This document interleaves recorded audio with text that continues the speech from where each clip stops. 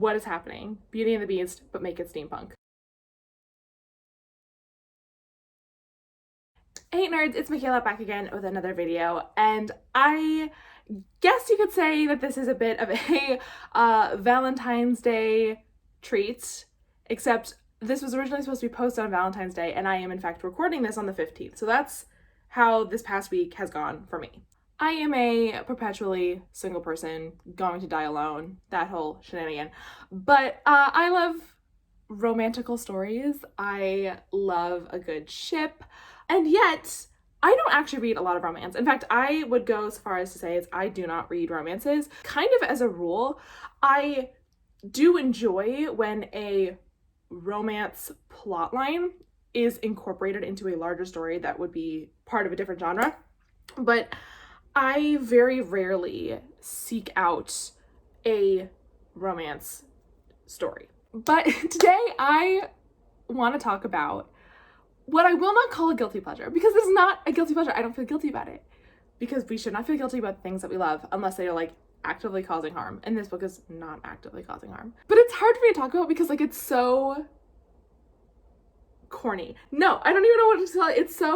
It's so outside the realm of like what I am used to. And like, listen, I still have that little terrible voice inside me that wants to rail against like romances and chick lit and all that shit, and like it's a bad voice and I shouldn't listen to that voice, but that voice is there.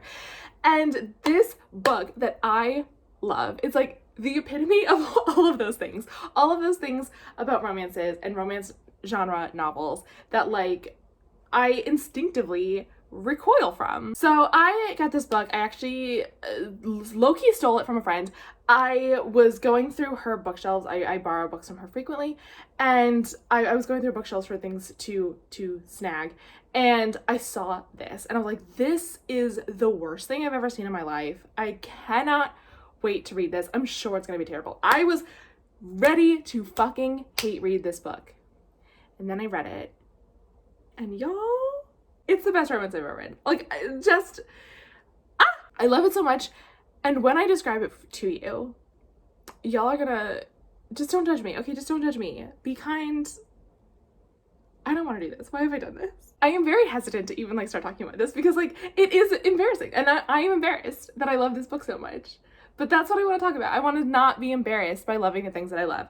So we're just going to start with the cover. Sorry if things are a little dark. It has been extremely gloomy and rainy and cloudy for well over a week now, and natural light is just not something I can come by, and I don't really like artificial light, so this is what we have. Okay, I'm going to try to angle this so you can see it because there is some reflection, but the book is Beauty and the Clockwork Beast by Nancy Campbell Allen. And like, first of all, look at this cover. Guys, I mean, can you blame me for picking this up and being like, oh, this is trash. Like, this is gonna be terrible. I can't wait to like roast this, right? Like, this is not a good cover. It's not a good title, and it's not a good cover. So like, of course I came into it with terrible prejudices. And like, of course I was stunned when I fucking fell in love with this book. So I read this book for the first time, I believe in 2018, and I just reread it again, and so that, I'm just gonna talk about it. I'm just gonna talk about this book. I'm gonna talk about how much I love it. We're going to acknowledge that it looks like garbage, but I'm going to talk about why this is just the silliest, most romantic, lovely romance story I've ever read. So like I said, the title is Beauty and a Clockwork Beast, so I don't think you will be surprised to learn that it is sort of a retelling or a rehashing of the Beauty and the Beast story that is very famous. But it's not just an average retelling of the Beauty and the Beast story. It is, if you can see, a steampunk proper romance. So we're adding on the first layer. So first we're starting out, it's a Beauty and the Beast story. And then we're adding on the second layer of it's a steampunk romance. I have never been like a steampunk person. That's never been my vibe or my scene. I've always like kind of appreciated the aesthetic. You know, I love a good corset. I love a good, you know, brown tone leather. I love the way it looks, but like it's never been my scene. So already, like, what is happening? Beauty and the Beast, but make it steampunk. Okay, sure. Quick, like, explanatory comma. I'm by no means an expert in steampunk as an aesthetic or a concept, so like if I am describing this wrong, please let me know in the comments. But steampunk is basically a reimagining of like history, as in like what would have happened if humans never progressed past steam power. And so like there's a certain aesthetic and a certain like I said, historical reimagining that goes with it. If I am wrong, let me know, but like that is how I sort of understand it. If you ever see like it's this one, we have like the hats with the goggles and there's lots of gears and like you've probably seen it. Our heroine, I've been talking for so long and I haven't said a goddamn thing. Our heroine is this woman named Lucy, I already forgot her last name, Pickett, Lucy Pickett. And she works for the like Royal Botanical Society. Is that the actual name? Probably not, but she's a botanist and she's a research botanist. And her sort of like specialty, like the thing that she's like really researching and looking into is, get ready for the third layer, guys, a counteraction to a compound known as the vampiric assimilation aid. That's right. Slap vampires on top of that. We're on our third level. There are vampires. They are members of the undead and they are very dangerous. And like when they're just like being their normal out and about selves, you know, you can see them. Like you can see that they are undead. They're very powerful, but like it's very clear what's happening here. They are undead and like, you know, they are weakened by the sun, your standard vampire shit. But vampires or somebody, I don't know, like it's not really explained, but they have access to this thing called the vampiric assimilation aid, which like for 1 year grants them the ability to like look like a human, eat food like a human, sort of just like navigate human spaces undetected. And so Lucy is researching a way to counteract this. But she's on a little bit of a vacation at the start of the story because her cousin, who's kind of like her best friend, has recently married the younger brother of the Earl of Blackwell, and she is very, very sick. Like she's just not feeling well, and she seems to be getting sicker and sicker over time. So she is going to the Blackwell Manor to take care of her. While she is there, like she can see that something is wrong with her cousin, but she just can't figure it out. So she's a botanist. She's doing plant things to help, you know, try and cure her cousin. But also, she continues to run afoul of the Earl of Blackwell, Miles Blake. So he is like her cousin's husband's older brother. And he's very gruff, he's very rude, he doesn't like strangers in his home. He frequently goes away for like several nights at a time. He's not mean, but he's just not cordial. Like he's not proper, you know, like an earl should be. He's not welcoming. So, you know, Lucy and Miles, I already forgot his name, Jesus Christ. You know, they keep butting heads. She is extremely strong-willed, which is probably the thing that I like about her the most, is how like strong-willed she is. Sort of the thing that really made me fall in love with the story is that, you know, one of the common critiques of Beauty and the Beast is that it's like a Stockholm Syndrome, the story, right? Like this guy traps this young woman in his house and she can't leave and they fall in love and everyone's like, that seems suspicious. Don't like that. But in this book, Miles wants Lucy Pickett out of his home. He keeps telling her, like, please leave. Please go. I don't want you here. And she's like, fuck you. I'm not leaving until I know my cousin is safe, until I know that she's healthy again. And so we get this, the dynamic of two people like trapped in a house together, except they are not trapped in a house together because she can leave, she just refuses to. And I like that. I like that a lot. But anyway, the reason that Miles is so like secretive and broody and not very welcoming of strangers into his home is that he, get ready for level 4, is a werewolf. I would not consider this a spoiler. We find this out. He like says it at the end of like chapter 4 or something like that. It's like extremely early on that you find out he's a vampire. So no, it's not really a spoiler. And then this is so wild. The thing about this book that I don't know how to describe is that the plot, like if you take out the romance is very good, but if you take out the romance, the plot actually slaps. Like it's very good. So anyway, Lucy's staying in this house while she's trying to help her cousin, right? But in the middle of the night, she is being visited by a ghost, and it is the ghost of Miles and his brother's dead sister, because 6 months before this book takes place, Miles's first wife, or well, only wife at this point, but Miles's first wife and his sister both died very mysteriously 1 day apart. And so now the sister is like haunting Lucy. Like she keeps trying to tell Lucy something and Lucy's trying to figure it out. So then we got a ghost fucking story. So it's a murder mystery. Layer 5, murder mystery. It is a vampire, werewolf, murder mystery, steampunk proper romance, Beauty and the Beast. What? There's so many things happening. And it's so good. It's so good. Like literally the murder mystery of the plot, like figuring out who did it and why. Like, I don't think it's like, it's sort of the perfect level of like not so overcomplicated that when it is revealed who did it, you're like, what the fuck, where did this come from? But like not so obvious that you're predicting it in the first, you know, act of the book, right? It's the nice middle range between like you can see it coming, like they lay out the clues nicely, but like there's also room for you to participate in figuring it out. It got very dark. Why did it get so dark? It's because there's a murder afoot. That's why it got so dark. But then there is the romance, right? Like, I'm not gonna get much more into the plot because that's the plot and I don't want to spoil it for you. But then there's the romance between Lucy and Miles. And like, listen, I love them both. I love them both so much. Lucy is like a firecracker. She's like whip smart, like incredibly intelligent. I really like how good of a judge of character she is. In staying in this house, she gets to like meet not only all the people who like work in the manor, but like also some relatives of the Blackwells their last name is actually Blake, but it's Blackwell Manor. I always thought the last name traveled. I don't know. The Blakes is a family. So she meets some relatives of Miles and the brother. Do I remember the brother's name? Jonathan. I do. Ha! I remember the name. She meets some of Miles and Jonathan's cousins and also their aunt. But like and so we get to see them through her eye because she is not royalty or nobility. She comes from money, and like her brothers actually also knew money because he is a not a Zeppelin. I don't know what they call it. I think maybe they do call it a Zeppelin. He like fucking makes high-end blimps or whatever. We get to see these people through her eyes, and she's like this really interesting judge of character. I love the way she describes people because she tries to be like very fair and very proper about it, but like she also is like, this bitch can't be trusted, and like she's not wrong, right? I like that. I like the way that she thinks about characters.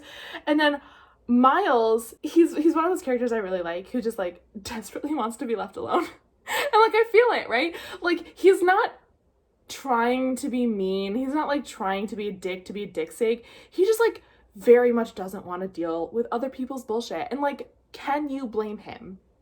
But over the course of this book, right, like her tenacity, both to like figure out what happened to Marie and figure out what's going on with her cousin, and like his absolute stubbornness and like unwillingness to like give her more information than she absolutely needs to have, it creates this really great dynamic because even when they are butting heads and they aren't getting along, it is very clear that they both respect each other and they both respect each other's like individuality and privacy and intellect. Like they have a great amount of respect for each other, but they also like want to like punch each other.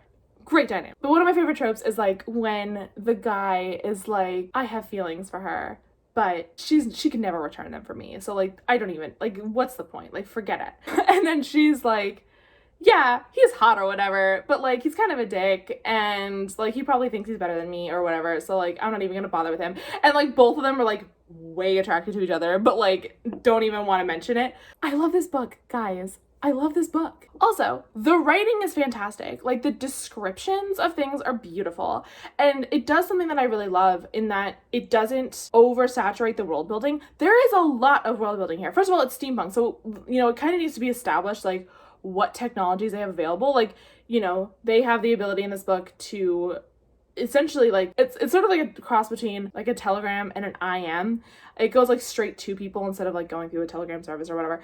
And they have automatons, which they just call tons, which are basically like robots that look like people, like life model decoys. And like they have like weird specific technology that's like super cool, but none of it is, like I said, over explained. You get just enough information to like know what you need to know to understand.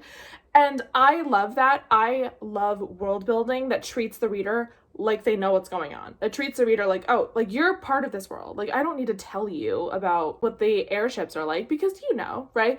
I really enjoy that. I think it's very well done. But we don't get this whole backstory or history about the vampires, right? We just know about the assimilation aid and what it does, and that's all we need to know. And I'm like, chill, fine. I don't need to know more than I need to know. And I really enjoy that. I think Nancy Campbell Allen really treats her audience like they're intelligent and like they're here for a good story, not 300 pages of lore. I think you could very easily, like this book is like 300 and something pages. Yeah, it's between like 300 and 330 pages. It could very easily, like, no problem, this could be 500 pages if you wanted to work in all the lore and work in all the backstory, but it's like very much not needed. This is a steampunk, Beauty and the Beast, vampire, werewolf, murder mystery. We don't fucking need the backstory. This is a book that respects your time. It gets to the plot and it gets to the romance. and I love it. And yes, it does have this most unfortunate cover that, like, if I were to ever, I picked this up to roast this, and it ended up being probably the best romance book I've ever read in my life. Joke's on me, don't judge a book by your cover. But also, bookmakers, do better with your covers, right? Like, I only picked this up from my friend's bookshelf because A, I didn't have to pay for it, and B, I was going to roast it. But if I had seen this in a store, I never, ever would have bought this because it looked like this. And because it was Beauty and the Clockwork Beast. Oh, it's called Clockwork Beast. This part was a little, like, beyond me. This one I could use a little bit more explanation on. He had to have a heart transplant because the stress, like, the transforming into a werewolf put so much stress on his heart that it was, like, failing. And it was replaced with, like, a technological heart, like a clockwork heart. I didn't really get how that fit in. That was very much, I think, that was, like, more leaning toward the aesthetic justification than the plot justification, which is fine. There's nothing wrong with that. But, like, it doesn't really have anything to do with him. I mean, it factors into the plot because he needs to recharge himself, which is weird. I didn't have a problem with it. It just, like, I felt like it was going to be more important based on the title than it actually was, but that's fine. You know, it's a very unfortunate title. It's a very unfortunate cover. I get that there are traditions in romance, and I get that there are tropes and things that are done. Like, there's a way that things are done in romance novels. I get that. But it also, I feel like it turns people off. This would have turned me off in a store. I never would have picked this up. And, like, that sucks. Like, it sucks that that's the way I think, and it sucks that that's the way it is. But, like, I feel like maybe making things a little bit more neutral, or it doesn't look so this. I don't even know how to describe this. But if it maybe didn't look quite so this, more people would pick it up. Because this book is really fucking good. And I can't believe I talked about it for so long. I highly recommend this. Obviously, I give this book 5 stars. I've now read it twice. I remember the first time I read this, I finished it in a day.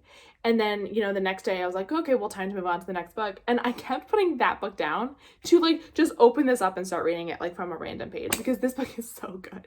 I highly, highly recommend it. I would say, even if you are not a romance fan, if you are a fan of vampire, werewolf, steampunk, murder mystery, if you're a fan of, like, those parts of the plot, the romance is not going to detract it from you.